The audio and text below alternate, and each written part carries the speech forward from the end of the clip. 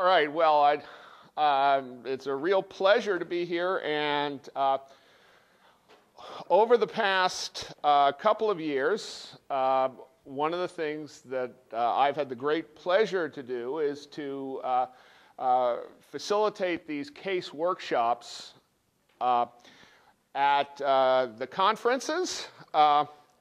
It's been a remarkable experience for me. I cannot tell you how many wonderful contacts I have made as a consequence of these workshops. And I hope you will find it to be of value to you. Before we get started, just a couple of comments. Everything I talk about in the workshop is in one form or another in the book that we handed out. The thumb drive I handed out contains electronic copies of all the slides, some sample cases, and it also contains an electronic copy of the entire book. The book was published by the Informing Science Institute. The policy of the Informing Science Institute is to make electronic versions available to everyone free of charge of all its publications. So you may feel free to redistribute the electronic version to colleagues who are interested in reading about it as well. If you were to buy the book on eBay, I suggest that you join the Informing Science Institute, because the discount that you get from joining the Institute will actually be more than the difference in price but for members and non-members of the book. So we'd be delighted to have you join. All right, so this is basically a workshop on case writing and a little bit on case facilitation. As I mentioned at the very beginning of our previous session, my background is an MBA and a Doctor of Business Administration, a DBA, from Harvard Business School. Now, the Harvard Business School MBA, particularly when I went there, is very different from your traditional MBA. It consisted of about 900 case discussions and maybe a sprinkling of 10 or 15 lecture sessions sprinkled throughout the curriculum. But for almost 2 years, what we did was almost entirely discuss cases, and our exams were all analyses of cases. Harvard is very unusual in this respect, and as a consequence, the particular skills associated with the case method tend to be fairly narrowly distributed. And as someone who has been working in non-case method schools, such as the University of South Florida, my current university, one of the things that I found is that a lot of the faculty don't really have a clear idea of effective ways of using case studies, and they don't know how to write case studies. And one of the themes of this workshop is going to be that if you actually want to use case studies in the classroom, it's a really good idea to learn how to write them as well, because there are a lot of things that you can do when you write cases that make your classes more exciting. So, the overview, we'll talk about first what the case method is. We'll talk a little bit about the pedagogy, some of the different types of case studies, how they might be used. We'll talk a little bit about how you facilitate case discussions. We'll talk about a little bit about learning outcomes. We'll talk about the writing of case studies. That's going to be a central theme of the second part of this discussion. And finally, we'll talk about some of the broader impacts of case studies. And here is where we particularly get into the interdisciplinary aspects of case studies and the potential impact of cases on practice. So, I happen to be the statistician for my class at Harvard Business School. We had our 25th reunion in 2007, our 30th reunion 2012. And as the class statistician, I have two jobs. One job is to get up in front of the class and tell everybody how much everyone else is making. And they want me to do that because they know that nobody's going to be envious of me as I stand in front of the class and report the fact that I am making under a third of the class median and so forth. So it doesn't produce any jealousy to have me up there. But the other thing I get to do is to design the survey that goes out to the class. And so over the past few years, I've been asking the question, what is the greatest strength of Harvard Business School's program? And here is the set of responses from our recent 30th reunion. By the way, our class gave $30 million in honor of that reunion. None of it from me. But at any rate, the case method, 39% of the class thought the case method was the greatest strength of the business school. The quality of my classmates and the networking opportunities together accounted for 41%. The faculty come in a dismal 11%. That is how strong the impact of the case study is. We're basically equivalent to the perceived networking benefits that came out of attending a school like HBS. And then there was 1% who liked the dorms. Don't ask me why.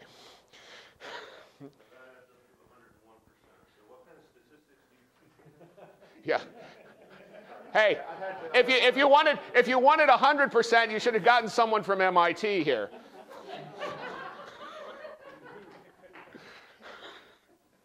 So what we're going to talk about, the emphasis of today is discussion cases. And discussion cases are the kind of cases that were used at Harvard. They're the kind that are most often used at the classroom. And they're the type that faculty members typically are discouraged from writing outside of places like Harvard because a lot of folks don't consider them research. The problem is that lots of different people have different perspectives of what a case is. And so one of the things that I like to do right off the bat is just an exercise to clarify a little bit about what makes a good discussion case versus other types of case study. So, discussion cases expose participants to realistic situations. Now, one consequence of this is discussion cases tend to be relatively long. A lot of people will look at business textbooks, for example, and they'll have a little box labeled case study that's a paragraph long. That's not a discussion case. Discussion cases are typically 8 to 15 pages of single-space text with another 10 pages or so of actual exhibits. They try to present situations in as much complexity as can reasonably be accomplished in something that only takes one class session. As such, they oversimplify the world, but they don't oversimplify the world nearly as much as a paragraph does. The purpose of a discussion case is to encourage higher order learning. Discussion cases are almost always focused on questions of evaluation, of the options presented, which one should we take? Questions of synthesis, if there aren't enough options, what options can we come up with for this organization? And they're always built around a decision that needs to be made. They're designed to provide a structured sharing of participant experiences. And this is particularly true when you start dealing with cases at the senior level, for example, in executive courses. In an undergraduate course, a lot of your students do not come in with experiences, so in a certain sense, the case is designed to expose them to what it might be like to make decisions in a particular environment. As you move to case studies at the MBA level and at the doctoral level, or the executive MBA level, people come in with a lot of experiences, and part of what they do is share their experiences with each other. That's an interesting characteristic of discussion cases. I cannot think of any other pedagogical tool that I could use effectively at the undergraduate level, the doctoral level, the executive level, and at the master's level. Yet I have multiple cases which I have used in all four contexts. The discussion isn't the same every time, but the fact is, it is a tool that can be used across a broad range of audiences. Now, the typical discussion case in business is what we call open, which means that more than one solution is likely to be available, and there is typically not a best answer. It's interesting. I just attended a faculty seminar on creativity and innovation, and the first person to get up was an associate professor from marketing, or an assistant professor from marketing, who was talking about how to encourage innovation in marketing classes. And he said, what we want to avoid is case studies. And I'm going, why? Well, he said, case studies always have a right answer. Oh, case studies never have a right answer. They have potentially good answers and potentially bad answers, but they almost never have a right answer. And by the way, if you have a case study of an organization and you learn what the organization did, does that tell you it's the right answer? Anyone? Well, the question, if your question you're asking is what did they do, then that in fact would be a, I hadn't thought of it that way. But does that mean that that's the best solution that they could have come up with? Very few organizations consistently do the best possible thing every time they're given a choice. So just because a company did something and it had certain consequences does not necessarily mean there aren't other things they could have done that would have been better or worse. So that's a very important aspect of the case study. And a lot of times I don't even know what happened in the case. But that doesn't matter, because what we're looking for is the quality of thought and analysis that goes into the discussion. Now, they're authentic. They depict real-world situations based upon field research. I will not write a case study for use in the classroom where I don't go out and actually interview the people involved, or at least speak to them on the phone. Sometimes I can't do it face-to-face. Sometimes we have to do 2 or 3 hours of Skype sessions or something like that. But the point is, we are trying to present the decision as authentically as possible. Now, I'll get into why that's so important a little bit later, but the basic idea is complex situations can be affected by very small nuances. So if I want to write fiction, then I can write fiction. But if I want to describe an actual decision situation, I'm probably better sticking as close as possible to the reality as the decision maker sees it. Now, mind you, the reality that the decision maker sees might not necessarily be the reality. A company may have bad statistics, but the point is you have to make decisions based upon what's available to you. And as I say, they tend to be detailed, length 10 to 15 pages, single-spaced, 5 to 20 pages of exhibits. And the focus is nearly always a decision to be made. There are some rare exceptions, but the key thing to keep in mind is a decision to be made. The biggest problem I see among case writers who are getting started and case writers who don't have much experience conducting discussions is they lose sight of this thing. So what I'd like to do now is an exercise I designed for the United Nations. The Staff College asked me to come in and run a case workshop. So I designed an exercise, and what I did is I came up with 10 scenarios. And all I need you to do is tell me whether you think this is the basis for a good discussion case or not a good discussion case, and we'll talk about each one briefly. Now, in the past, I've used clickers, but that technology produces so much anxiety that we'll just sort of take a show of hands. Don't worry if you get an answer which is different from the one I proposed, because in all these cases, I can figure out ways to make it a bad case or a good case for discussion with minor tweaks. So you won't be wrong, but I just want to get some poll everyone. Okay, so the first scenario, budget cuts. A UN program manager is faced with budget cuts of 10%. She considers a variety of strategies that she might apply, hoping to minimize the impact of the cuts on the program's mission. She is approached by a case writer interested in describing the choices she is facing. We won't worry about the 1 to 5 scale here. How many of you think this is a promising topic for a case discussion?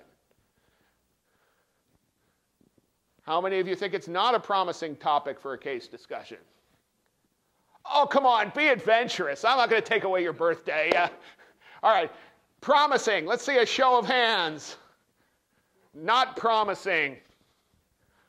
Okay, so now good. This is perfect, because if we don't get a balance, then there's no need to discuss it. So let's start with the not promising. Anyone want to give me a sense as to why you think it might not be a good subject for a case discussion?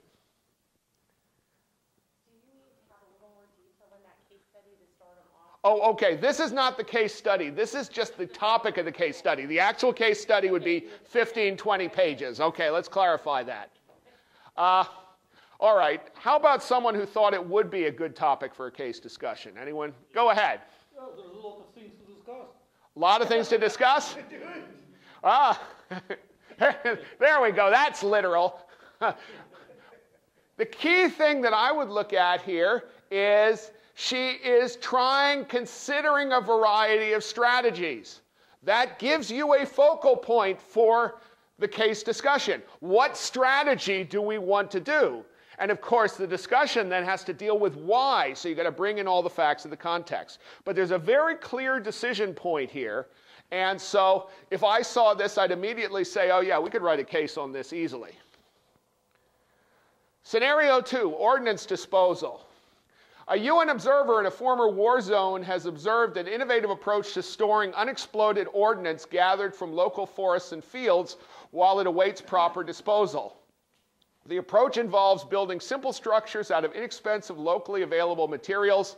He proposes that a case study be written to document the steps necessary to construct these structures to be used in training others. Okay, how many of you think this is a good case study topic for a discussion case? How many of you think it's not such a good topic? Okay, we got a few hands. Why not? It seems too focused. There is nothing to discuss. It seems like he has exactly what he has in mind. That's excellent. Exactly what he has in mind is here. This is an example of what could easily be called a walkthrough case. Something that takes you through an entire process from start to end with a specific conclusion. This is actually based on a real-world thing I saw demonstrated at an exercise out in California where they were using local materials like horsehair or palm fronds mixed in with concrete to build these structures so that if they found ordnance in the field, like a farmer in Afghanistan comes and finds an unexploded shell, what happens is they come to the commander and they give the shell to the commander. Well, what does the commander do with it? He had been sticking it in his desk because if you leave it out in the open, the bad guys are going to steal it and use it. So, what do you do with it? And so the idea was to create a container that when it exploded wouldn't end up killing everyone within a 100-foot radius. And so that was but it's not a good discussion case. Now, how could you turn something like this into a good discussion case? Go ahead. Suggest proposals. What do you think? How should we solve this problem? Okay, so you could move the clock back and have a case where the commander's sitting at his desk or her desk with an unexploded shell saying, okay, what the heck do I do with it? Another way you could discuss it is maybe you present this as part of the case, and then you say, okay, now we're no longer in Afghanistan. We're running into the same problem in Central America. How do we solve it here? Totally different set of local materials. Now there's a lot of things that you could potentially discuss about how this technique might be adapted to another technique. But once again, there are decisions involved. Cotton gin. A World Bank consultant has been working with an African cotton cooperative considering the construction of its own cotton ginning facility. A variety of different technologies are available, fundamentally different in their construction costs, operating requirements, and labor usage. A case writer has suggested presenting these alternatives as a case study. Good decision, bad decision. How many think it's a good decision case? Okay. Well, I appreciate the fact that at least you're raising your hand. How many think it's a bad decision case? All right, good. Now we can have a debate. All right, so let's start with the bad for why do you think it's not a good decision case? Probably there are people who exactly know how to do it. Okay, so maybe there are expertise out there, but now is the purpose of a discussion case to actually solve the problem, or is it to present or is it to serve as the basis of a discussion? Okay, that might make it the case. I think you raise a very, very good point, because it's very easy to mix the two up. And very often when I write discussion cases, the decision has not been made. In fact, a lot of times the first time I do the discussion in the classroom, the decision has not been made. So in a sense, the person making the decision is looking for feedback from the class as to what the decision should be. Why do you think this is a good discussion case? We've got alternatives here. And it turns out this is actually something that I read a UN report on cotton ginning. And one of the interesting things was how the technologies that we would use in the US are not necessarily applicable to places like Kenya or Ethiopia, where they have an oversupply of labor and an undersupply of technology and engineers. So whereas in the US South you can get a system that's completely automated, in a place like Kenya what you want is something that will use a lot of people and doesn't break down very often. And that turns out to be two entirely different technologies.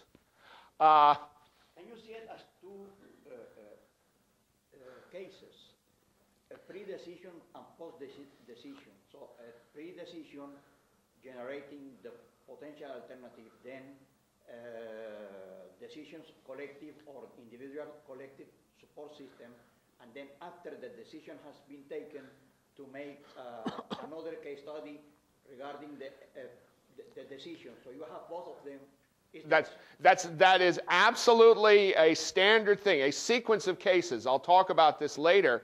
Very often what I will do is, and this is done frequently at Harvard, is you'll create an A case which presents an initial problem and maybe doesn't even identify possible solutions, may let the discussants do that. When I'm writing a case I'm going to use with undergraduates, I always want to make sure to give them some decisions to choose between, just because it's hard for them to invent them on their own. When you're dealing with executives, a lot of times you want them to invent the decision. So you might write the case slightly differently. But then you have a B case where you say, okay, we've made the following decision, and then this happens. What happens next?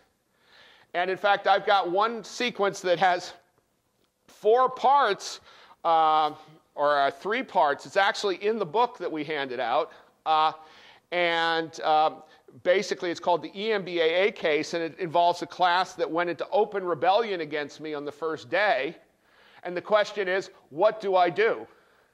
And the B case describes what I did, and the students have to analyze why and come up with whether it was what they thought would happen, and then the C case tells them what actually happened. So you can look at that. It always frightens people who are not used to my teaching style to discover I actually have a case study about a class going into open rebellion with me. But I have found it to be an incredibly effective way of starting a discussion case course, because by the time they're through with that particular case, a lot of their inhibitions have been removed, because if you can open your mouth and talk in a case about the professor, then you can open your mouth and talk about any case. They also discover in that, when I facilitate it, how enthusiastic I am when somebody goes for my jugular. Because a lot of times in my classes, the students are very afraid to talk, not unlike this group here.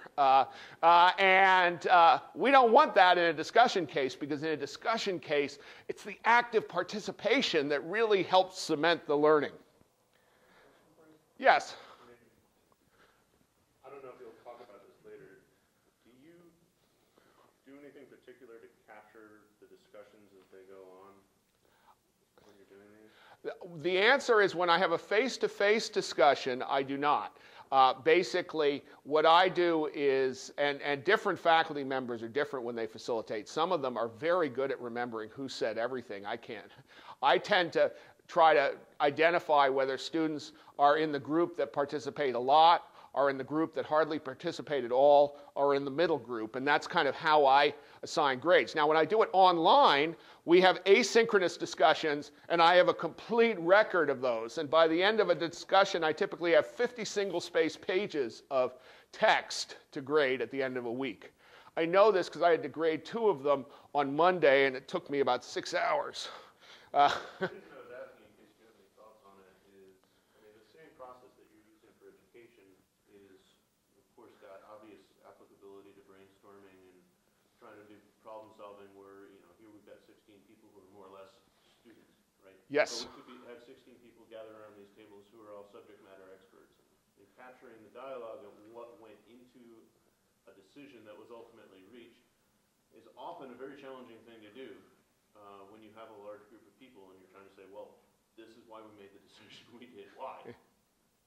You try to capture that. It's not trivial. Yeah. And Well, if you had techniques that you know of, I would love to hear about. I don't have any specific techniques other than recording the discussions, which is sometimes done. But I do agree with you that the discussion is often fascinating. And one of the things I've sometimes done is tried to compare recordings of the face-to-face discussion with the online discussion to look at the differences. Because you actually do find some differences. There are some people who participate actively in online discussions who are very shy face-to-face, and the other way around. And that's why I like to mix the two up in a class, because that way I give everybody an opportunity to participate in a discussion in a medium that's comfortable for them. Okay, public health initiative. A public health initiative conducted by the World Health Organization in an isolated region of interior South American country has proven to be far less successful than anticipated. At the heart of the problem, a set of local beliefs that were in conflict with the practices being advocated. The project leader has proposed that a case be written to describe the experience and underscore the importance of identifying cultural factors. I guess that missed on the thing. Good case or bad case? How many people think this is a good discussion case? We've got a couple of good discussion cases here. Anyone think it's not a good discussion case topic as presented? All right, well, why do you think, go ahead. Why don't you can do not, and then we'll. I would argue the same reason that scenario number 2 wasn't, and you've written it really into the case. In both cases you've written, I'm writing a discussion case for the purpose of documenting, which isn't really what you're going for. You're not going to document, you're going to look at something larger, and if it's just to document what happened, that's not a discussion. I agree with you completely. In fact, in all of these things, there's usually one sentence which is all you need to tell whether there's a decision to be made or not. In this case, it's not a decision. This is, by the way an anthropologist might write a case like this. But at the end, you're saying the importance of identifying cultural differences or Well, that's the lesson that we want to teach, but it's not, but basically we're saying it would be very easy to turn this into a good discussion case. All you have to do is add one sentence. The case will focus on what we should do next. At that point, then you have a good discussion case. So if you close it off the way research cases usually are, it's not that easy to discuss. If you say, okay, the focus of our discussion is not going to be what happened, but what to do next.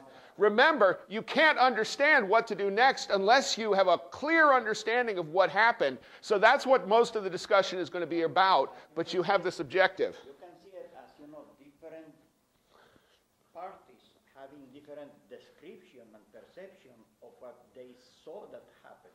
Yep. So the descriptions could be, perceived in different ways by different people, and that is an implicit decision, which is the description. Yeah. Well, or you may find that neither description works. What I would say is occasionally what you will have is a case, and I use one of them in my class, which I call a post-mortem case. It's a case where you don't actually have a decision. You're trying to explain a set of actions which on the surface seem inconsistent with your knowledge. And that can be a very interesting discussion, but you have to be very clear. You're focusing on why did they do this when it seems to be so inconsistent with what we've been told to do. I've also written cases. One of my favorite cases that I wrote was a case study where I went into a company where the CEO had hired a student of mine, and he asked me to come in and document this wonderful, write a case study about this wonderful system he was building. And so I said, okay, I'll come in. So I started talking with him, and as I talked with him, I realized that things weren't going that well, and he was really trying to decide whether or not to fire the programmer, who was a former student of mine. So I talked to the student as part of the interview process, or the programmer, and he's trying to decide whether or not to quit the company because he's not happy. And as they talked about things, I realized they had very, very different perspectives on the same incident. The owner of the company was saying, look, I cannot understand why I'm having so much problem with him. You know, I've given him a lot of visibility in the company. Every time we have visitors, I bring them in to see his work, and yet he still, you know, gets surly about it. I talked to the programmer, and he says, oh, man, it's like I've got Japanese tourists wandering in here every day. And every time I do that, I have to stop what I'm doing and get the system up and running again. Same incident, two very different perspectives. So the A case is the entire situation from the manager's perspective. The B case is the entire same situation from the programmer's perspective. And then the decision is, well, what do we do? And there are two decisions. Does the programmer quit? Does the manager fire him? Or do they work something out? So that the perspectives can be a very, very interesting aspect. Okay, let's see, move on to the next. Microfinance program. A microfinance program initiated in Bangladesh has produced an innovative checklist for identifying high potential low-cost loans. Aside from the characteristically high payback rate of microloans, it has resulted in employment gains nearly twice as great as typical of such programs and has proven particularly effective in providing jobs for uneducated women. A case writer has approached the program manager to prepare a case describing the checklist and explaining the underlying thought process that led to its development. Good case, bad case. How many think good case? Bad case. Okay, we got some hands. Why bad? Same reason. How do I turn it into a good case? What do you do in a different place? That's exactly what I do. Okay, how do I, now I've moved it from Bangladesh to San Pedro Sula. How do I have to change this to make it work? Or maybe someone else has come up with a competing checklist that works somewhere else. We put the two side by side and give the decision, okay, which one do I want to choose for this particular context? The point is, you build a decision around it. You could also potentially just stop it at describing the situation and say, okay, how do we improve, microloan production and let people come up with their own checklists? So all of these things are possible. The point is, for a discussion, you want to have a focus point, and that's the role of the decision. Knowledge management system, a technology office working directly for the UNDP administrator, has been tasked with identifying technology-based knowledge management solutions that will better capture field experiences from local development activities and make them more accessible across the entire program. To date, she has received 5 proposals from vendors, varying considerably in cost and capability. At a UN workshop, a case writer has suggested documenting her current situation as a case study. Good or bad? Good? Yeah. and bad? Now, one of the things that was interesting, and this group obviously has caught on a lot earlier, is when I did this for the UN, what we found, and of course everybody had clickers, so I waited until everybody voted because it was all unanimous, because now I'm kind of cherry picking. But what happened is people were looking at it, and in terms of good or bad, they tended to look at the surface features of the context rather than the question as to whether or not a decision was the central focus. And that, by the way, is a common difference between experts and novices. Novices tend to be distracted by the surface characteristics of a problem, whereas experts tend to zoom in on the deep features. So we'll go through the next ones fairly quickly because you guys are running at a much higher percentage than previous groups that I've worked with here. Negotiation breakdown. High-level UN-sponsored talks between rebels, government, and military leaders in a small West African nation have suddenly broken down. A meeting between representatives of the parties and the UN officer has shown some promise but has failed to reach any conclusion as to how the deadlock might be broken. Assuming the parties can be prevailed upon to consent, an assistant to the officer has suggested that the transcript of the meeting would serve as an excellent basis for a case study. Good case or bad case? Why bad? Because it's oriented to a transcript. Any competing opinions? You don't think? You can transform it in a good case, but as long as it's oriented to a transcript.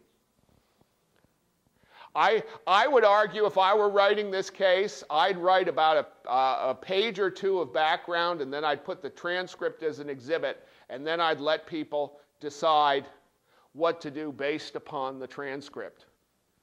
Because that is, the transcript in a sense is what you've got. It's source evidence. And the question, and there's a clear question, okay, how do I break the deadlock? So if you give people enough context so that they can understand the situation, then the transcript becomes a good potential source of evidence. One of the things I like to do with case studies is whenever possible, rather than just reporting stuff myself, take stuff that the organization has been prepared. So if I want to describe the mission of a company, rather than writing out my interpretation of the mission of the company, if they've got a web page with a mission statement, I will put that in the back of the case. Because once again, the goal is to make it as authentic as possible. Interesting, Harvard seems to have moved away from authentic a little bit. They have started putting on the bottom of their cases, in addition to this is not intended to illustrate an effective or ineffective handling of administrative situation, they also say, and is not to be used as source documentation. Now, as far as I'm concerned, a good discussion case should be something you can use as source documentation because the case writer has gone out and observed the actual situation and tried to report it as accurately as possible. I'll tell you, I'm much more comfortable with that than reading citing what some researcher has said in an abstract way about something. Go ahead. Different aside, we're an aside to this, but I was thinking about the conversation we had prior to the break. And have you ever played around with giving different types of information to different participants in these case studies? So if you really want to promote, for example, interdisciplinary thinking, get a bunch of people from different disciplines and give them different sides of these cases, different pieces of information, and encourage them that they have to work with each other to understand what have you. This would be a fantastic tool or approach to encouraging that. Yeah, and the idea of giving people different pieces of a case and having worked together is, I think, a very promising one. I have actually seen that done as the basis of psychological studies, where they look at the process when people have different sources of information. In fact, I participated as one as an undergraduate. I don't think they'll invite me to participate in any psychological studies after that. But I think they probably just throw out the experiment that I was in. But I think that is a very promising idea. What we need is someone to write them. And that's because I think that would provide an interesting basis. Now, it might be a basis for decision making, or it might be a basis, say, for negotiation skills. I mean, there are a lot of skills that you could develop that way. I think that would be a very effective tool. I have not actually used it myself, but... Can you write it down in a paper, what you said? Wow, you think I paid attention to things I said? Yeah, but, I would not be shocked to discover that there are some cases like that out there. I just have not encountered them in the work that I'm doing. But yes, I think that's a very good idea. It leads to another problem we'll talk about later, which is the problem of learning outcomes, because one of the big challenges of using discussion cases is actually trying to measure the learning that takes place.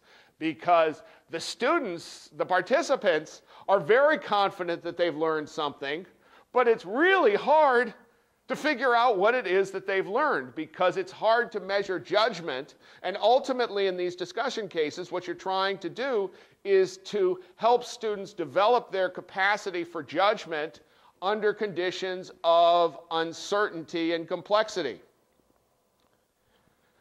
Employment opportunities. Within an unnamed UN agency, it has been determined that employees from developing nations are being promoted at a rate far lower than their counterparts in the European Union and North America. A senior manager from the agency has been tasked with developing policies to remedy the situation. If she wonders if this might be a good case study. Good or bad? Good? Why? Because he has a lot of decision making to be taken. You got to figure out what the policies are. A lot of cases focus on what strategy should a company take. Well, this is the same type of problem. Okay, you don't have to outline the entire policy, but if you can identify the basic approaches you might take to dealing with this type of situation, that would be good. Now, this type of case study could be a very sensitive case study. And one of the techniques that I've seen that's very effective when you're dealing with a sensitive situation in an organization, and this was actually done in a Latin American context at one point, is you take a case study of a similar type of situation in a different context and then have the participants discuss it. In the example that I'm familiar with, basically you had members of the military, the government, and the labor union, and there may have even been some rebels in there, who are sort of trying to work together in a Latin American country. And so the facilitator brought in a case of a similar situation from the Philippines or Indonesia. If you write a case about the actual situation, you're going to have a lot of emotion. But people can talk perhaps a little bit more objectively about a situation if it's those Indonesians they're talking about, because they can express their own positions in the context that does not directly attack the positions of the other folks around. And that's one of the things about a case study, is if you develop a good rapport among the participants, there's a good chance that after the meeting breaks down, or after the meeting breaks up, we prefer not to have it break down, but after it breaks up, there's a chance that they'll be willing to talk some more. Okay, justification matrix, a UN-wide change to budgeting procedures is being implemented in response to overall cutbacks. The new procedure includes a 9-point justification matrix that must be applied to all projected expenditures above a certain threshold that varies by category of budget item. The matrix is quite complicated, so it is anticipated that considerable training on this application will be required. It has been proposed that a case study on using the matrix be developed in order to make its interpretation and application more concrete. Good case or bad case? Bad case. Why? Very specific. Yep. Specific scenario, specific algorithm, Right. tool. And let me emphasize that this would be a bad discussion case. It might be a good walkthrough case. In other words, a walkthrough case is a case where you're basically trying to achieve a very specific objective by walking people through a process. There's a right answer to it. You want them to fill it out in a certain way. The IRS doesn't want me to discuss my taxes. They want me to do my taxes according to the regulations that they've set forth.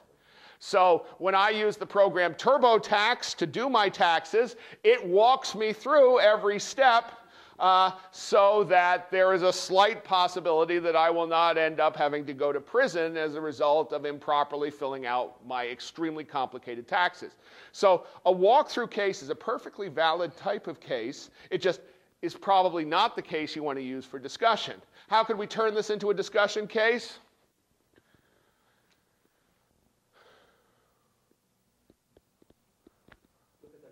We could look at alternatives, or we might even just have a yes or no answer. We might present the matrix and have the manager decide, do we want to adopt this? Then you have to deal with all the questions of how complicated is this thing? Are they going to be able to fill it out? Go ahead. Do you ever have a walkthrough case and then followed by a discussion case to kind of build upon the content knowledge for the students? I can see that that would be a very powerful tool, first walking students through something and then having a discussion. I don't use that in my classes because what I'm a capstone course, I'm at the very end of the program. I'm not trying to teach them new techniques. I'm trying to build their judgment, in complex situations. But I think that could be a very powerful technique, especially when the thing is complicated. The one thing I would say about discussion cases is I like to be very careful not to have discussion cases that have a right answer. If you're looking for a right answer, then you probably don't want to really discuss it.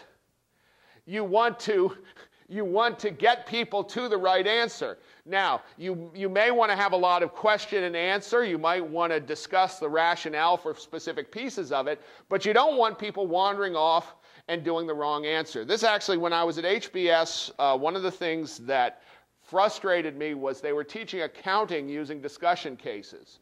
Well, in a lot of these accounting cases, there was a right way to do it, and there was a way that would cause you to end up in prison. Having people discuss it, in particular, having people put their possible solutions up when the solution was in the ends you in prison category was not a good idea. It would have been better to have more control over the process, more of a walkthrough to get people to actually understand the right way to do things. And so I tend to be more focused on situations where there is no right answer. But that doesn't mean that all answers are equivalent. There are usually terrible answers and there are usually reasonably good answers given the circumstances. It just is there's often more than one good answer, and there are often thousands of terrible answers. And so part of my job as a facilitator is to help students recognize when there are inconsistencies in what they're proposing that would make it a bad solution.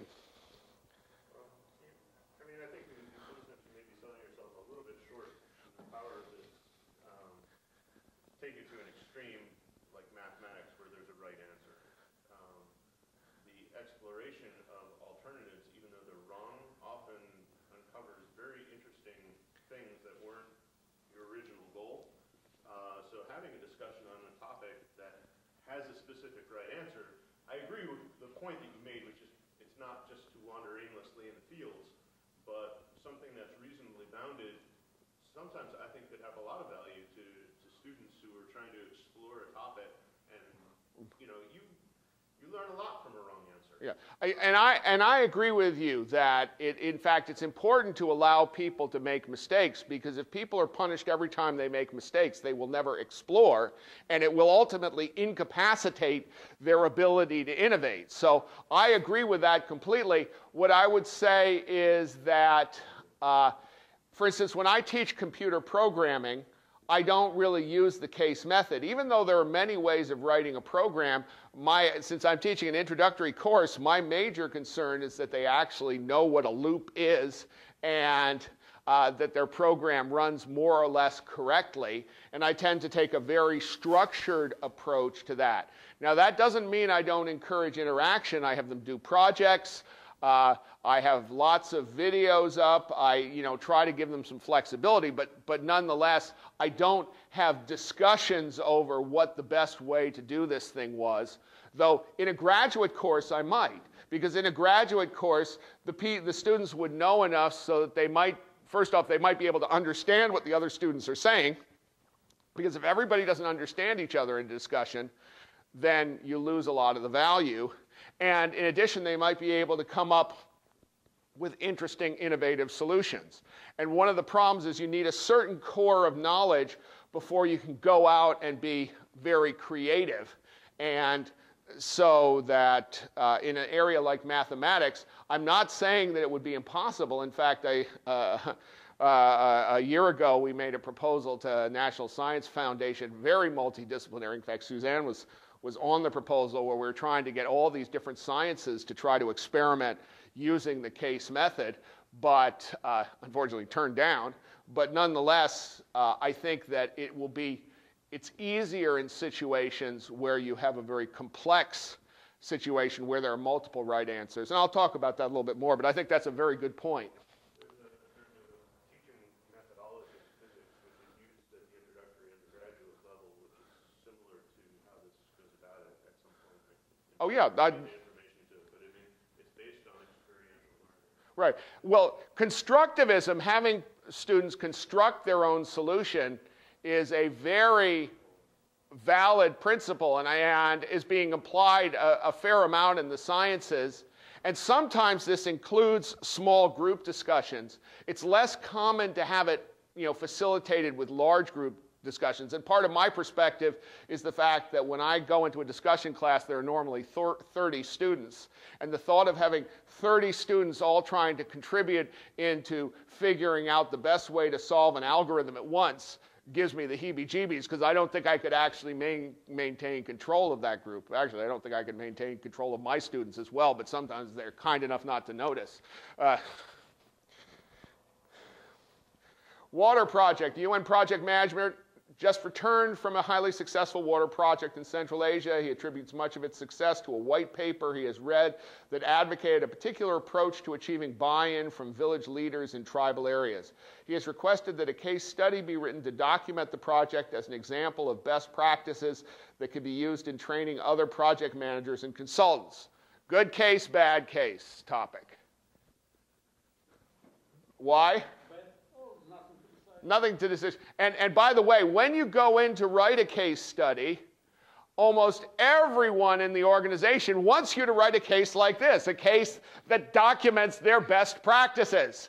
I refer to it as a showcase. It's the type of case they can put up on their website that says, okay, this is what we did, this is how great we are. If you look at companies that give case studies on their website of uses of the technology, there's never a decision involved and it never ends badly. And this is the case they would like you to write. I actually had to stop working on one case study with a company because it was clear the CEO insisted on a showcase, and I couldn't convince him that what I needed was something I could use in the classroom as a basis for discussion. Now, it would be easy to turn this thing into a discussion case. You just have to stop at the point where...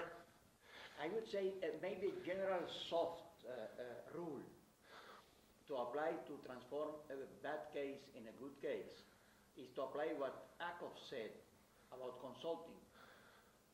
Always ask why. And most of the time, ask why of the why. Okay. So if you do that, you are generating a decision problem. Why? Yeah.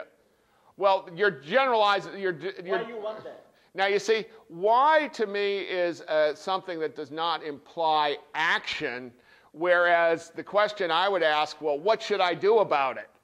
As soon as you ask the question, what should I do about it, you have you have a discussion case. The thing, and the reason I emphasize this so much, because I think you guys have pretty much got it, and I feel a little bit like I've been beating a dead horse, is that the vast majority of problems I get from case studies that are submitted to my journal, the Journal of IT Education discussion cases, is they don't have a decision. And if you understand the purpose of the case study is to present a decision to be made and then present the material necessary to make that decision, or at least what's available to the manager, then you're 90% of the way there. But people aren't used to writing that way because that's not the way you write a research case. In a research case, you're trying to create an explanation for a particular cause and effect. And so what we'll do now is this about the right time for the break? Yeah, I think so. Can we add two other questions and I ask you if they are good or bad? Okay, sure thing. If the UN call you and ask you to make a case study on the actual situation in Crimea and Venezuela, what would you say? What I would say is, how many bodyguards do I get to have go with me? I was asked to do a case workshop in Pakistan, and that was the day after I was asked. There was a fatwa on all Americans, and I didn't think I'd be able to sell my wife on that. But on the other hand, if I were asked to write a case study on those situations, the immediate question that I would ask is, okay, who is the decision maker? Because... That's the problem. Well, and if there's no decision maker, then I can't write a case study. Now, if if someone from the UN came to me and said, I am facing this decision about what to do about... For example, I would like to take some resolution to the Security Council. Right. How do I write the resolution? Then I could write a case study about that, because that would be an actual decision, and as part of the case study, I could talk about the limitations of resolutions and that sort of thing, and that sort of thing. And those would be, I mean, I would not be the best person to write those case studies, but nonetheless, that would be something that would be possible. The key thing to remember is when you're dealing with a discussion case, you're trying to create something that can be used as a pedagogical tool in the classroom and potentially as a research source, but you're not trying, to illustrate best practices or something like that. You can do that type of thing in a research case. If you're going to make something, about the case study of Venezuela, take with you toilet paper. Toilet paper, yeah, I'll take with me a lot of toilet paper, because as I understand, I could sell it for quite a bit. You can be a millionaire. I could be a millionaire selling toilet paper in Venezuela today. Okay, so why don't we take a break, and we can restart at about 4 o'clock, and...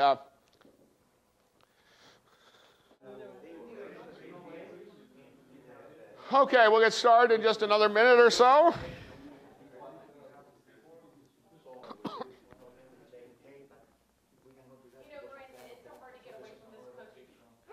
Yeah, I know. Hey, I've been teaching for, 23 years. I am used to classes not convening right after break, no matter how much I yell. But a conference like this, the dialogue. Yeah, all right. Yeah. All right, well, why don't we get started again?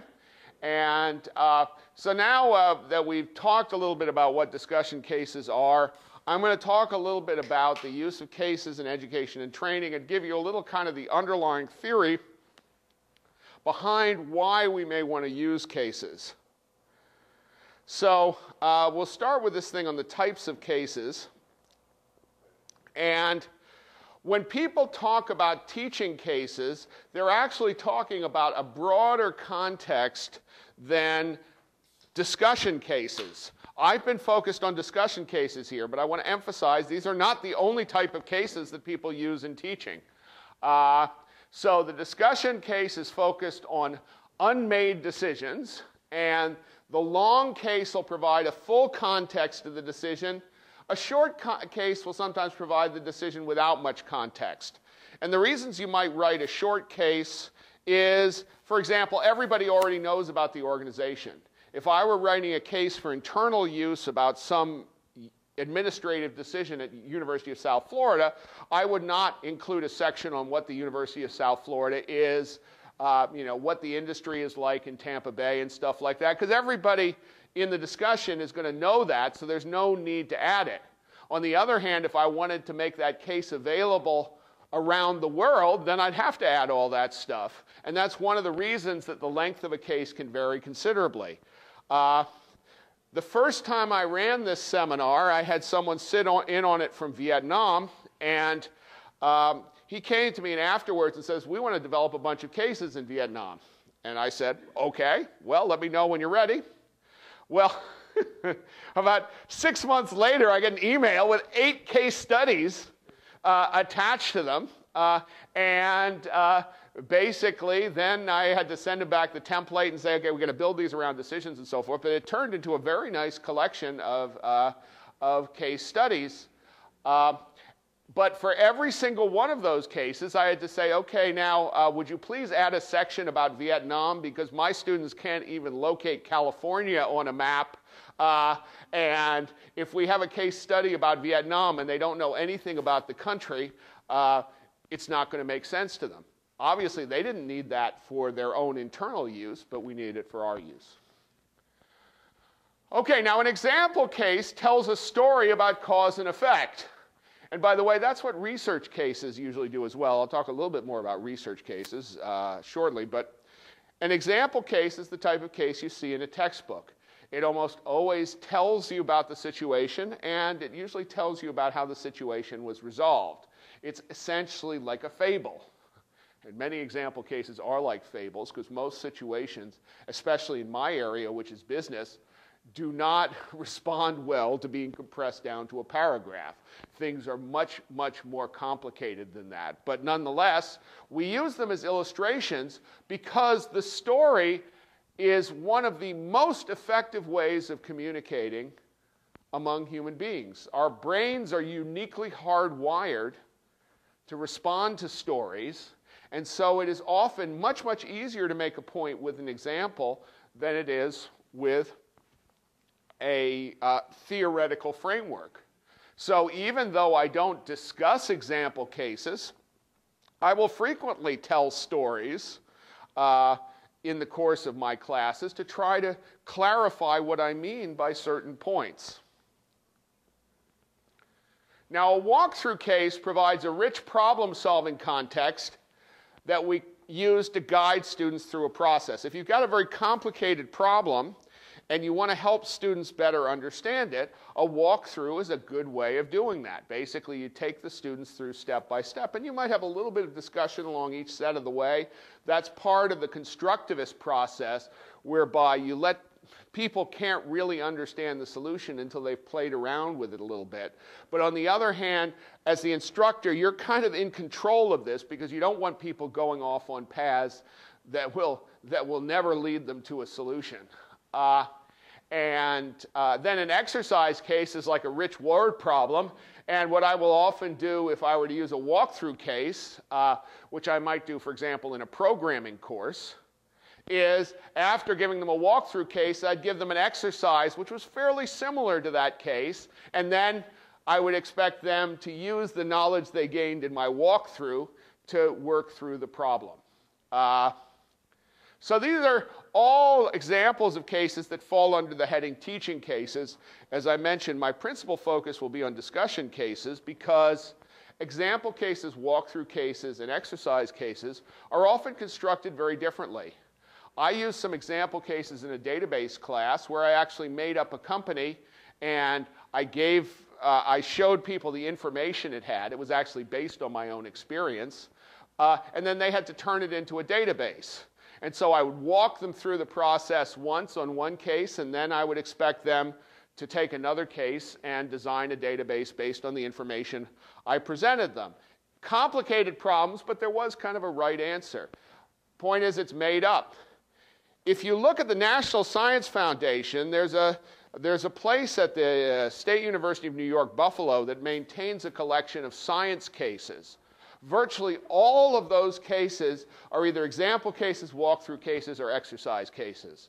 Virtually none are discussion cases. In fact, if you look at the recommendations Dr. Harry, the fellow who maintained the site, makes, virtually all of his recommendations contradict the recommendations that I make for case writing. He says you want to keep your cases very short. He wants cases that have a right answer. And there is nothing wrong with what he suggests. It's a different purpose. And so it's very important. The first thing you have to decide when you're writing a case study is what purpose you want to make it for. And sometimes you'll have multiple purposes, but in that case, make the cases separate. You could have more than one case on a given topic, and maybe one will be a research case, maybe one will be a discussion case, and so forth. But always know what type of case you're writing. Now, I never go through any presentation that I can help it without talking a little bit about complexity. And I believe that there are fundamentally three different forms of things that we normally call complexity. And I think it's important to understand the distinctions between them because they have very different effects. And I present this in a lot of different ways, but this is kind of the simplest way. Important question, what do we need to know? This type of complexity deals with the unfamiliar. If you are, for example, in a new city, navigating around is very difficult because you're not familiar with it. You have a lot of decisions. When you start to drive, it's incredibly cognitively stressing. I know because I'm teaching my kids to drive at this point, and it's not only cognitively stressing for them, it's cognitively stressing for me. But the point is that because it's unfamiliar, we have terms that apply like difficult, ambiguous, uncertain, all of which are frequently used synonymously with complexity, but they're the things that we feel inside our heads because we don't know what to do. So the question there is, what do we need to know?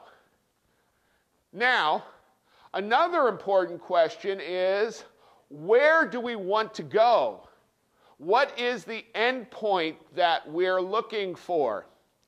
And here, what you're dealing with principally is a question of what I call fitness. How do you decide what the goal of a particular set of activities are? And to a great extent, the goal is determined, in a sense, the fitness of a goal is determined by the external environment. If you make a decision, for example, on what to price a product, you don't get to choose what consumers do when you set a certain price. They respond. There are going to be some price decisions that are better than others, and part of what you're trying to do is figure out, okay, what is it that I am trying to accomplish?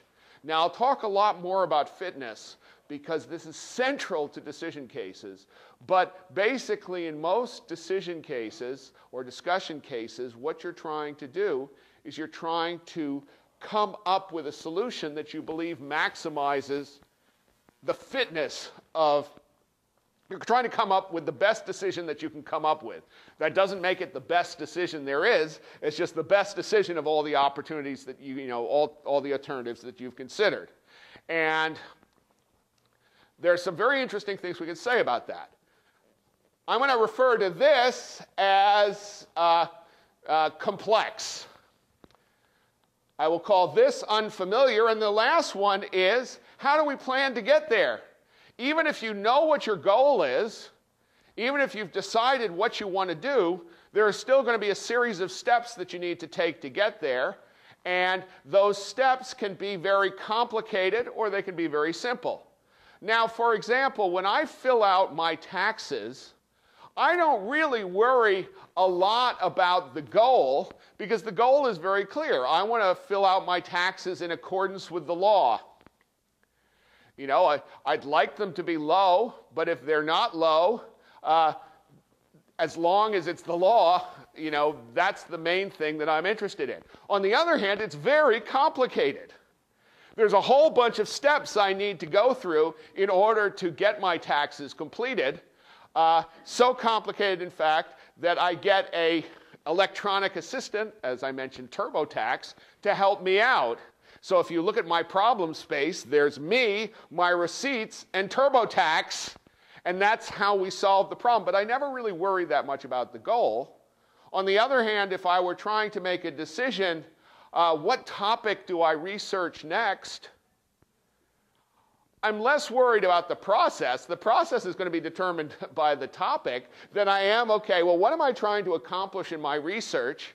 And is there going to be a right answer to what topic I should research next? Well, given my research, they're probably all equally bad, but the point is that there isn't a right answer there, but there are probably better answers and worse answers. And having discovered that, I will try to choose the worst answer, like I'll research the topic of why our research sucks. Why? Because it's fun. Yes? One that I was expecting to see on a plot like this, and I don't, and I'm curious if you fold it into the others, and that's sort of complexity that arises from constraints, especially resources. That particular type of complexity nearly always falls under the complicated area.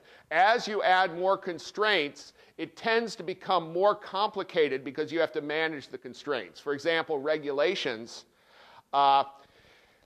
Ultimately, when you're dealing with complicated, you're actually, for the most part, looking at a problem in its symbolic form.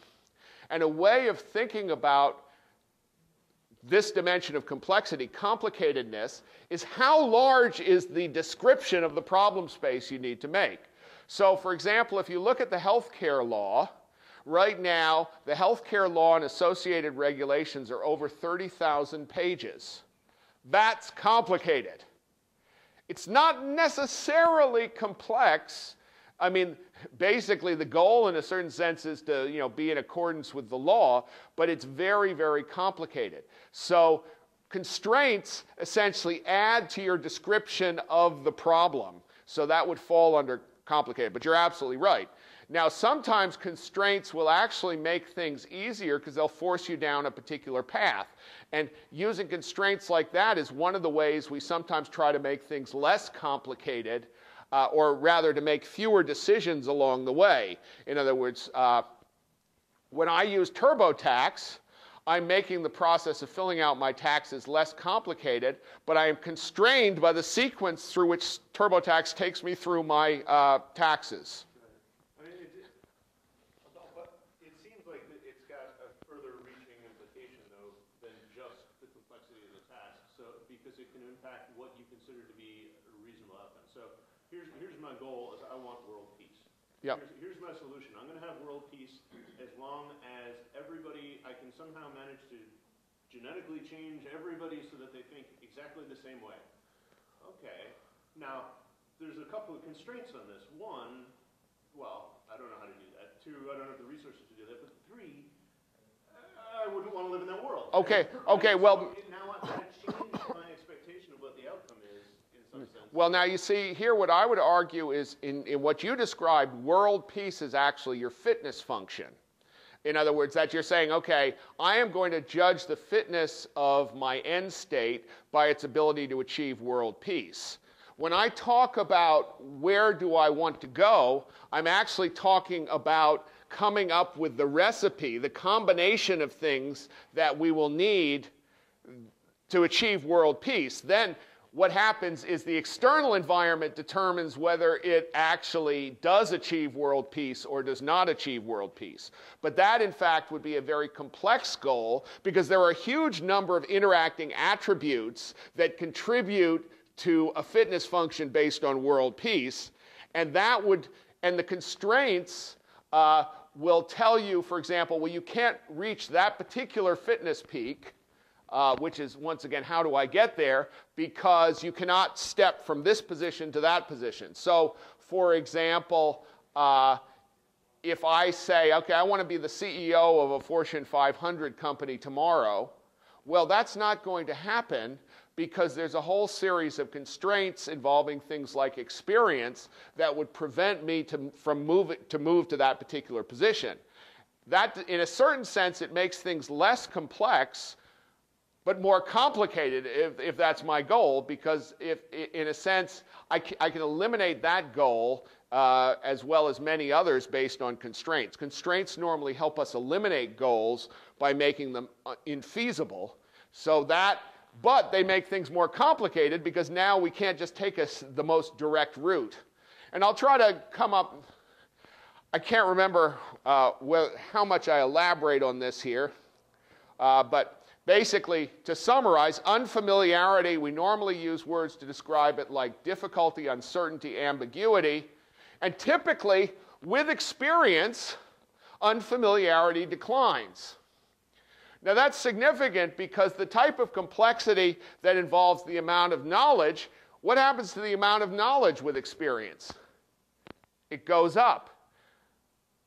So that's why you can't necessarily consider the two forms of complexity as being equivalent, because unfamiliarity goes down as you learn, whereas the amount of knowledge, the complicatedness, tends to go up.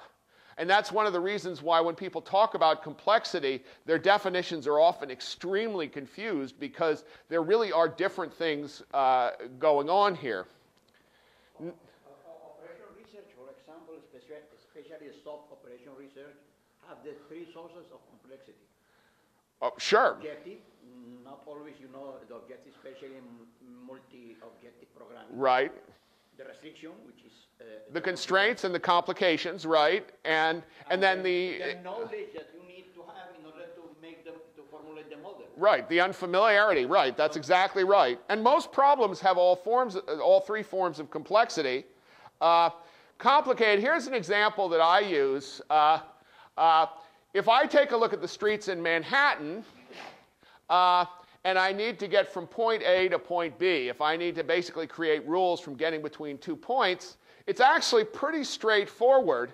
Because of the way the streets are laid out, I can express it in terms of a certain number of blocks southwest and a certain number of blocks southeast, and positive or negative. And basically with those 2 coordinates, I can basically give you directions between any 2 points on that map.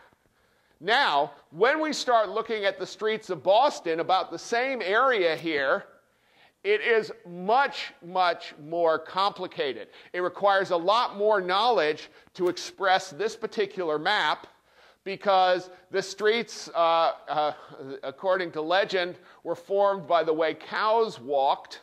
And in addition, a lot of them are one way.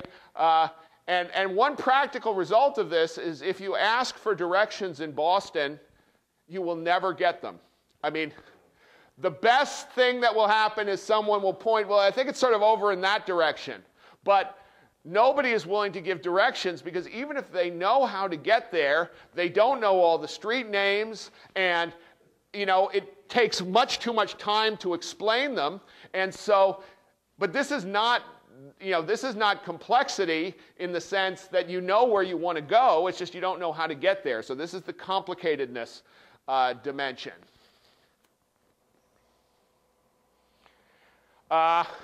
Complicated comes up with large descriptions. The Dodd-Frank bill, page 2,119 of this bill, and this bill doesn't actually have any regulations. It just tells you what regulations need to be created.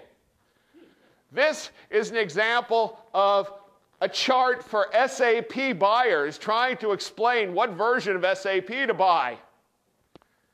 This is the Affordable Care Act, otherwise known as Obamacare, 30,000 pages and counting.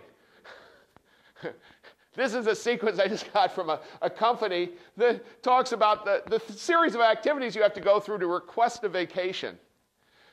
These are all complicated, and one of the things that sometimes happens in public policy is we have complexity in the sense that there are a lot of possible goals. For example, if you're there are a lot of possible ways to start up a small business. But we decide, well, we don't actually like the way lots of people are doing this. So what we do is we put in regulations, thereby constraining certain paths, but the cost we pay is now we've made things more complicated, because now there are all these regulations to follow. And the reason we put in the regulations is to eliminate certain end states as possible. For example, the end state where a company puts all of its effluent into a river. Well, we don't want that, so now we put a regulation in. So we make the process of creating a company more complicated, because they can no longer flush all their waste into a river, but at the same time, we have made it less complex, because now that option is off the board. Now, the reason I'm emphasizing this is that when we get to this question of the goals, when we talk about the fitness of goals, we run into a biological concept of a fitness landscape. And the idea of a fitness landscape is you have different combinations of attributes, and collectively, the combination of attributes determines a value of fitness. And I won't go into the definition of fitness in detail right now, but it basically has to do with the sort of the sustainability and the degree to which the particular choice would be replicated or appear over generations, using the biological analogy. But for the time being, we'll just think of fitness as being something good.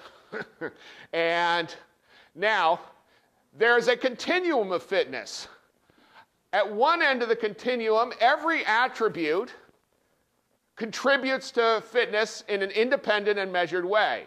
Think about the questions on a test.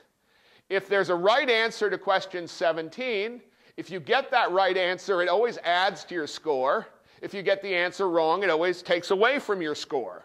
So, and your answer to 17 does not change your answer to 24, so you'll always do better by having the answers of 24 correct and the answer of 17 correct and so forth, regardless of what your other answers are. Now, it might be possible to devise a test where you had answers that would be contingent upon each other. That would actually be a more complex test.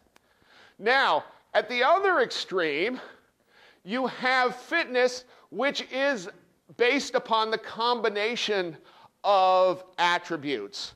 And the example I like to use for this is a cookbook.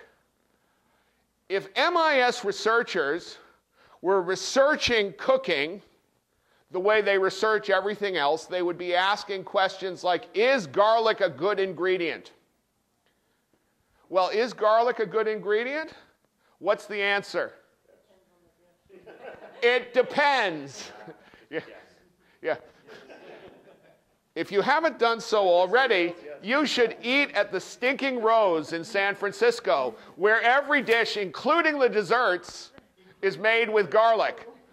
What I would say is the entrees are really outstanding, but I'd skip the desserts. I'd move somewhere else for my pastries. But at any rate, the point is that it's not the individual elements that determine fitness. It is the combination of elements.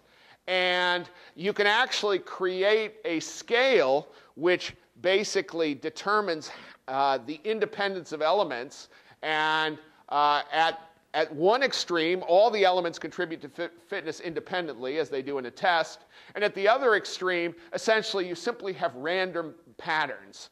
So knowing something about one attribute doesn't tell you anything about whether it contributes to fitness or not. You actually have to know the full combination in order to know what fitness is going to be.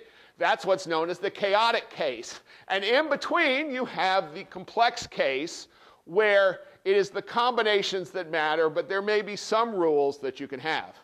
Now, the key thing about this is that, and this is basically another way of saying this, in the decomposable case, fitness can be broken up into pieces. In the highly complex case, you really need the combination, and combinations can have a big impact on fitness. For example, in cooking, what happens when I accidentally leave the baking powder out of a cake recipe? What do I get? Construction material. I mean, a brick. Because the baking powder, which adds no flavor whatsoever to the cake, is nonetheless responsible for making it rise. Now, if I were researching this as an MIS researcher, I'd be asking what percentage of the fitness of the cake is due to the baking powder? Well, that's a ridiculous question to ask in a complex environment because it doesn't make any difference. I think one of the silliest exercises I ever had to do was when I was going up for promotion. I had to identify the percentage of my contribution to every paper that was multiple authored. Well, one comment I would make about that is if I were given the Jeopardy question, what is a process that will always lead to a number greater than 100, I would put faculty estimates of the value of their contribution to each paper. What is? But the thing is that it doesn't make sense to that. Even if I write 95% of a paper, if I have a co-author who contributes the 5% that helps me get it through the reviewers, then all of a sudden you could argue that that incremental contribution was huge, even though the actual effort was small. This is a challenge of complex systems. And the very fact that we were asked that question leads me to believe that a lot of our researchers have been trained not to think about the world as complex. So, the big thing is as complexity grows, the number of local fitness peaks grows. Fitness peaks are basically location where any incremental change will cause fitness to go down. And by definition, as complexity grows, you get more peaks, and they also tend to get more and more rugged. They become sharper drop-offs. So, if you think about case studies, I keep emphasizing case studies don't have a right answer. They have a lot of possible decent answers, but many more bad answers. What we're doing is we're describing a fitness landscape. What we're saying is there are certain combinations of things that we can do that make sense, but if we mix up combinations or try to make compromises, then they don't work. For example, if I want to vacation on the beach in Miami and my wife wants to go skiing in Denver, well, the obvious compromise is Texarkana, Texas, halfway between the two. But is Texarkana, Texas as good as either Denver or Miami? Well, my apologies to anyone watching this from Texarkana, Texas, but it isn't the first place that I would choose for a vacation spot. And that's the nature of fitness landscapes.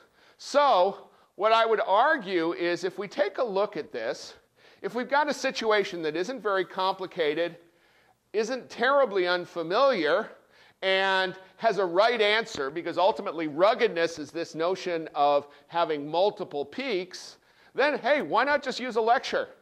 Because, you know, we could just, sometimes the most efficient way to get people to learn something is something to tell them. Now, as it becomes more complicated, then we may need to add some like exercise cases to help people practice, because the way you overcome complicatedness is practicing. After walking the streets of Boston for a couple of years, you can usually find your way around without making wrong turns. It's just the unfamiliarity that's the barrier there. Now, as we move up to more unfamiliar situations, where it's unfamiliar but not very rugged, not very complicated, example cases are good, because example cases, stories, are a great way of communicating knowledge.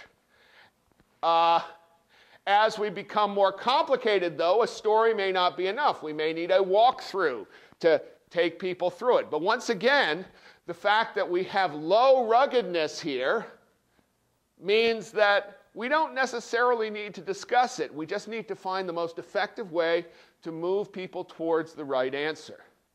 Now, as we move to higher ruggedness, if the situation is familiar and it's not very complicated, we can have a short discussion case. We don't need to have a long one that provides lots of context. As it becomes more complicated, we need to have longer cases. And as it becomes more unfamiliar, rugged, and complicated, we need long discussion cases. But the key is discussion cases tend to be most applicable in those conditions where we're looking at combinations of attributes leading to good decisions, as opposed to just incremental things.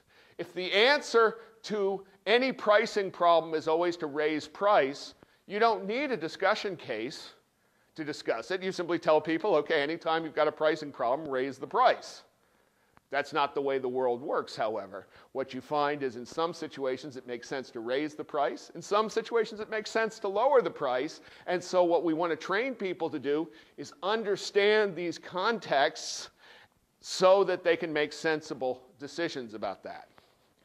So this is basically how I think about writing cases. And when I said in our previous session, I've never found an interesting problem which could be solved with a single discipline, what I am really saying is the type of problems that I like to deal with are rugged problems. That doesn't mean there aren't lots of other problems that aren't valuable, and it doesn't mean that there aren't lots of problems that don't have right answers. It just means the ones that I find most intriguing are those problems where there are multiple solutions and where it's combinations that determine our fitness as opposed to additive individual attributes. Okay, so now I'm going to talk a little bit about how I implement the case method, and feel free to interrupt me anytime if you got any questions. Face-to-face discussion, typical protocol for my class. Typical students will spend about 2 hours preparing a case for my class. Usually they probably spend about 15 minutes preparing the first case, and then after I grill them, they realize it's going to take a little bit more time than that. Actually, I find that in most of my classes, students do a pretty good job of preparing, and I think part of the reason for that is they find the discussions actually interesting. And if you haven't prepared the case, the discussion becomes a lot less interesting because you can't contribute to it and you don't really know what's going on. So it's a good motivator. Yes, question? Some of your colleagues, I know on one of the NSF grants that we were kind of working on, they were geology or engineering. And for the case studies, did you find that most of them were doing more example cases or more walkthrough before they got to the in-depth discussion cases? And the reason I ask because I'm more tailoring it towards an education system where they're learning chemistry, but they're also getting examples because I don't think they're mature enough as students to yet do developing discussion cases. Well, the answer is that that was something that was going to be discussed a lot. Frankly, we had one mathematician who wanted to participate in this, and I wasn't exactly sure how he was planning to incorporate mathematical cases. Actually, he said that that he had a particular problem he'd been working on which had a mathematical solution and it had a medical solution because it involved a medical imaging problem. Okay. And he wanted to do a discussion case about which solution was more appropriate in particular contexts. And actually that struck me as a pretty good type of discussion case. This was at the Honors College, the New College of Florida. And so that might have been a good discussion case.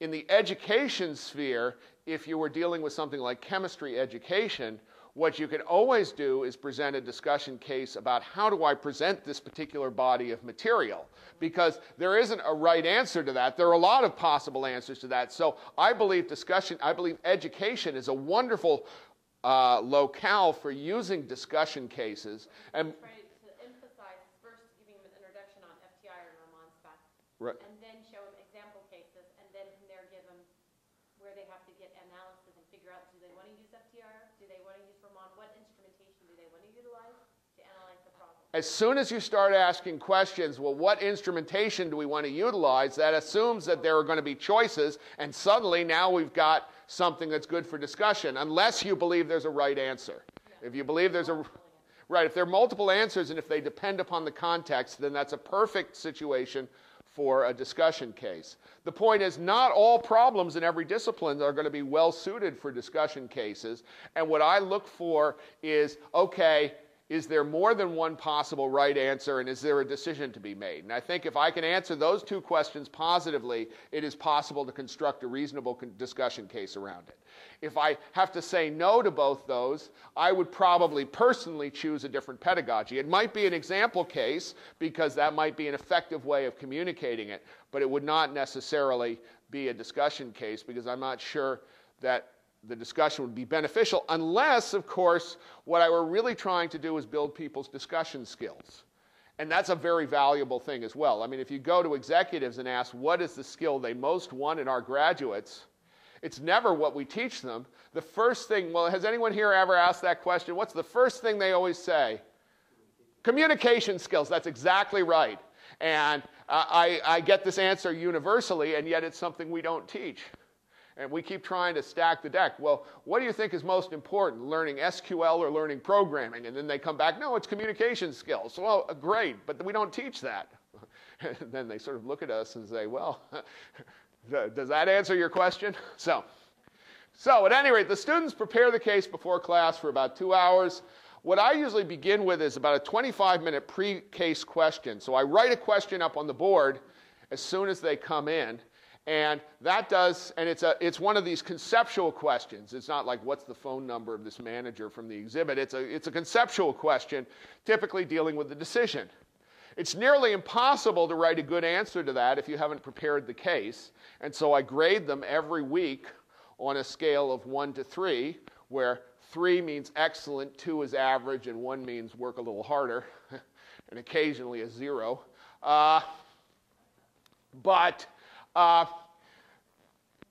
I do it right in class so that they don't, basically there isn't enough time to research it. Then we have what I call a cold call opening. I will actually come up to somebody and say, okay, would you open the case? And usually I give them no more direction than that. Once again, that is a way of helping ensure preparedness. And also, it gives me a little bit of control towards the middle of the semester, because if students haven't been participating, then they tend to be in line for the cold call. Because what I found is even people from cultures that are uncomfortable speaking in public, and I have a lot of international students. Right now, my case method class is about 70% Indian. But what I find is if you actually stand in front of them and ask them to answer a question, they'll be quite comfortable doing it. They don't like to volunteer, but once you've got them talking, sometimes you can't stop them. I actually had that experience in Vietnam. I had to present to Vietnamese high school students about the University of South Florida, and there were 20 of them, and I was told to present and then ask, have them ask questions. So I present for 10 minutes, and they say, are there any questions? We got 50 minutes left in the session, and everybody's sitting there. And so I'm thinking, well, what am I going to do for the next 50 minutes? So I actually went one by one and said, well, now you must have a question. What is it? And literally by the time I got through about 5 of them, then everybody's ready to ask questions because all of a sudden they understood that was what I wanted and that it wasn't disrespectful to ask me a question. I think they thought it must be disrespectful to ask him a question because if he'd wanted to answer it, he would have put it in his presentation. I'm not sure what it was, but at any rate, this is a challenge, and as I say, one of the things that I've experienced is that that sometimes when you're dealing with a multicultural group, you get a different group of participants who are willing to participate in online context than you are in a face-to-face. So after the student opens, and I'm there on the board writing down comments, then we have about 60 minutes of discussion, and the best discussions are the ones where I keep my mouth shut the most. For undergraduate classes, that's hard. I usually have to mix the discussion with a little bit of lecture because they're not ready.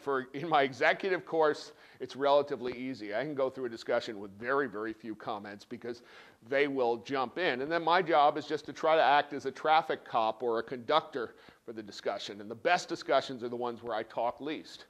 And after hearing me talk for 3 hours, you can certainly agree to that. So then I give a post-case question at the end. Always the same 2 questions. What are the 3 most important things you learned from the case, and how did the discussion change your views of the case? And I also grade these every week. If you don't care enough to grade what the students submit, then they're not going to care enough to put any thought into it. But actually, I find some very interesting things reading these and then comparing them, the pre-case and the post-case. And I do see changes as a result of the discussion, and that's why the discussion is so important. It's not just reading the case, it's discussing it that actually produces the learning. In the cases that we were going through before, I get the sense that a lot of what you're focused on is having the group come up with an optimal, or at least minimally objectionable. Right, yeah, minimally objectionable. Solution to a problem. What do you do to try to establish some type of metric so that you get people more or less aligned on what they decide is? Well, but you see, I don't necessarily look for alignment because sometimes you will have people coming in with different assumptions that cannot necessarily be determined in the case. And based upon that assumption, you could have 2 very, very different solutions. For example, in one of my entrepreneurial cases, there are 2 possibilities which aren't really explored in the case because it was kind of inappropriate for me to do so. One is if the entrepreneur is looking to sell the company, and the other is if the entrepreneur is looking to continue it as an ongoing concern. And the actions that you take in the 2 different cases would be quite different. And I would be very happy to have 2 solutions surface contingent upon the assumption. And sometimes when someone proposes a solution, I will ask them, okay, now what are the assumptions that you make in making that solution? And they may have a reasonable assumption that someone else does not share, and that someone else might come up to another solution. So what I'm more looking for is their ability to justify a particular decision that they're recommending, as opposed to a right or wrong answer. And in most of these cases, what I can tell you is when I write a case, if I know what the right decision is, then I don't write it. So I come in typically completely willing to accept any of the alternatives that are considered, provided that the arguments made are strong. Because when we create a case, there is no way we can recreate all the knowledge the decision makers have. They're just, that's impossible to do, even if you were willing to make the case as long as a book. You can never have all the knowledge. So there's always going to be filling in the blanks, and there are always going to be cultural considerations. If you come from a different culture, what might be a good decision in one context might be a bad decision in another context, depending upon the culture you're coming from. So as a result, a lot of times we don't even come to a consensus regarding the best solution. We've just rejected a lot of ideas about solutions that wouldn't work, and we've reinforced a process of looking at the decision analytically, which is really what we're trying to accomplish here, because we don't really care about the individual cases except as a vehicle for developing good problem-solving skills and good judgment. And because if I wanted to get consensus, all I have to do is signal that I'm in favor of a particular answer, and I'll immediately get consensus. That's I don't have to work very hard for that. Furthermore, once I've signaled there's a particular answer, people will immediately come up with reasons as to why that's the right answer. So that's the one thing I have to be careful for, is not to signal an answer. And usually the best way to tell that I think an answer is a bad answer is I start pushing for it. Because as soon as I start pushing for an answer, after students have worked with me for a while, they'll realize that as soon as somebody commits to that answer, I'm going to pull the rug out of it.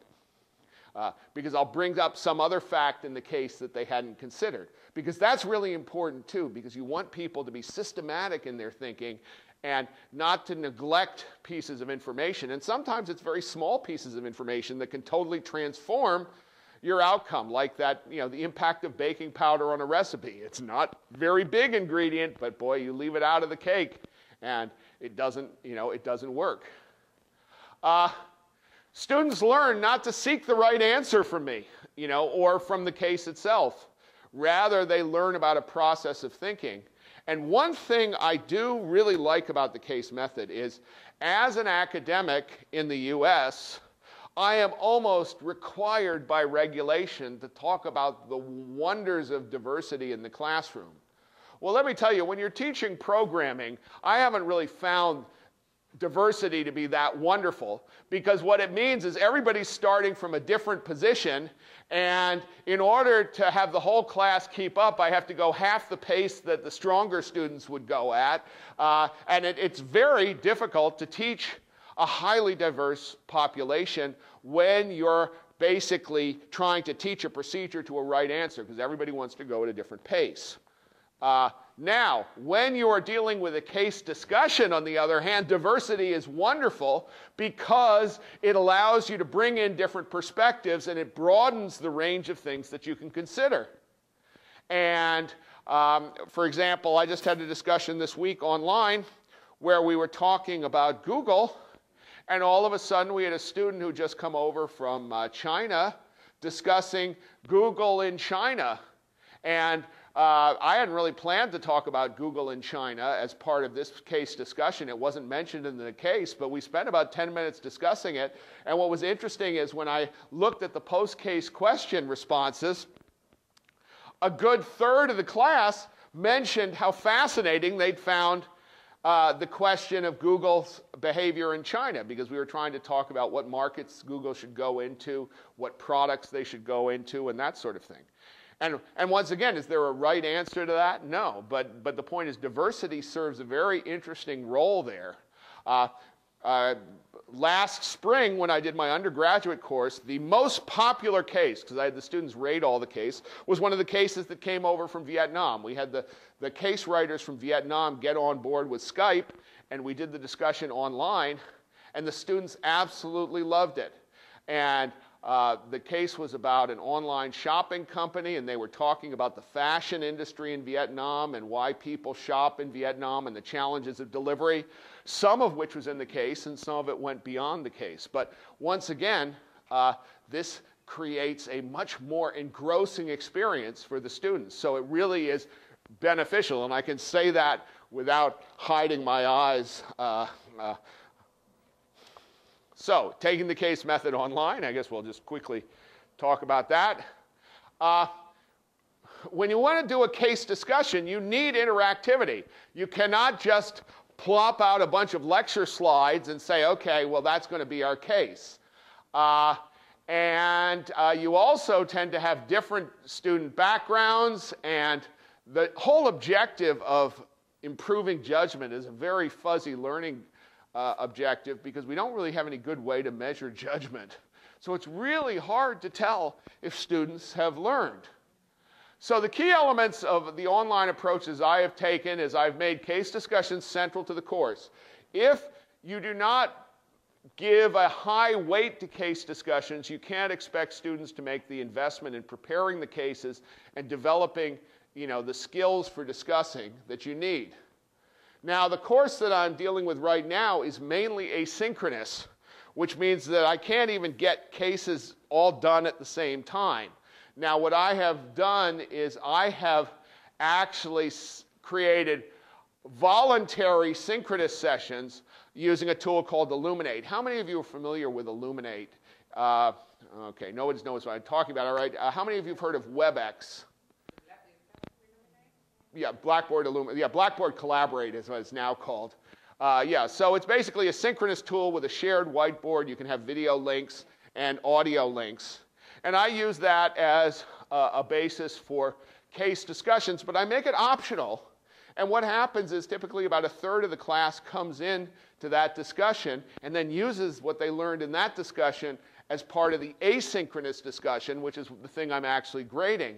And one of the things that's impressed me so far this semester is I have been getting about a third of the class coming into each session, even though I've told them it won't affect their grade.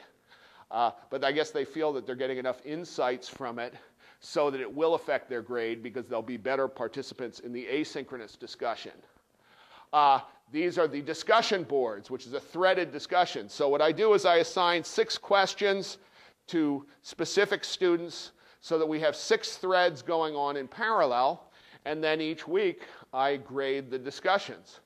And I'll tell you, that's a time-consuming process because typically the discussion produces around 120 posts. This is on a 30-person class or a 25-person class, and about 50 single-space pages. That is a lot of stuff to grade, and I basically look over each student's post, both in content, context, and independently, and assign a 1 to 5 grade. My class actually this semester is 60 people, but what I did is because I can't manage a discussion of 60 people, so I actually broke it into 2 separate sections. So I'm like teaching 2 classes, and I have 2 separate discussions going in parallel. One of the things about case discussions is that you have to limit the number of people, and if they assign you more people than you can handle, you got to figure out ways to break up the class so that everybody has the opportunity to talk. Now at Harvard Business School, the class size is 80, but a typical course has 40 discussions, and as a consequence, there's enough time to actually see everybody participate. My rule of thumb is you shouldn't have more than twice as many participants as you've got discussions.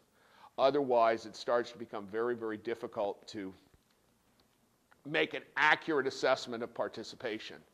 And when I can't make an accurate assessment of participation from the oral presentations, then I weigh the pre-case and post-case questions more heavily. The point is they have to feel that I am interested in what they're doing, otherwise they'll stop doing it. So here's an example of some of the synchronous discussions. This is from an actual Illuminate. This is actually from that Vietnam case. I did a screen capture of my whiteboard. And I use a tablet PC, so I actually use the whiteboard exactly the same way I would use a whiteboard in the classroom. So as people are talking, I take notes. Sadly, my handwriting is not very good, but it's usually enough. And every time I need a new screen, I just create a new screen in Illuminate. I've also done them in Second Life. Boy, I'll tell you, that's a trip. I've stopped doing it because I always run into so many technological glitches, and I don't really have a good shared whiteboard I can use in Second Life. And also, the last time I did the discussion, one of my students, I give them freedom to choose their own avatars. One of my students chose the creature from Spawn, about 8 times taller than I was, and throughout the whole discussion, he kept snapping his mouth above my head, and it actually made me very nervous. I realize it's all virtual, but it's kind of real. And there are, you know, interestingly, I always ask my students, well, where do you, after doing an online discussion in my face-to-face class, because I always do at least one, I always say, okay, where do you want to have your next discussion? Well, the students like the Second Life discussions. The only problem is we run into technology problems. There's always like 20% of the class who can't get their audio working properly and stuff like that. And so it's very frustrating to me because I spend a lot of time trying to help them and I can't always do it. But I'll tell you, if this technology gets a little smoother and they add a whiteboard, I'd be doing all my synchronous discussions on it because it's really, you really get a nice face-to-face feel. But I'd probably need an even smaller class here. I don't think I'd want to have 30 students in the class. Because one of the things about Second Life is the farther away someone is, the softer your voice appears. So they all have to crowd around you in order to hear you or stand over your head snapping. And having students flying in and out of class and stuff like that, it's different. Yeah, that was, not only did I have Spawn over my head, but I was actually, Darth Vader was standing right in front of me. So it was, when I went through Second Life training the first time with a fellow from USF, I'm not sure who arranged for this particular demonstration, but in the middle of my training, I am suddenly surrounded by a dozen chickens, all of whom have a stick of dynamite in their butts that starts exploding. And I'll tell you, I know it's all virtual, but I'll tell you, it's really hard to maintain your concentration when there are exploding chickens around you. War stories from the good old days. So asynchronous discussion, here's an example. This is just a listing of the asynchronous discussion. I've buzzed out the student names. But what I do is I create a question, and then people have to respond to it. And one of the things I do to make the discussion more disciplined is, the first time I do it, I give people low grades if they just post things without dealing with the discussion. And I'm seeing right now the discussions are starting to look better and better because I keep giving guidelines. Hey, if you respond to somebody and disagree, that's going to capture my attention. If you agree but refine it, that's good. If you're going to introduce a new point that nobody else has introduced, that's good. Don't try to impress me with length, and don't just repeat what other people have said. And once people understand that I really do look at things that way, then you start to get a reasonably decent discussion. I will say that in general, the students do not find the asynchronous discussions as engaging as the face-to-face discussions, though there's a small minority that do. These are the ones who don't like the face-to-face discussions. They make them nervous. They like to participate asynchronously. It makes them less uncomfortable. So you can never make a generalization that applies to everybody.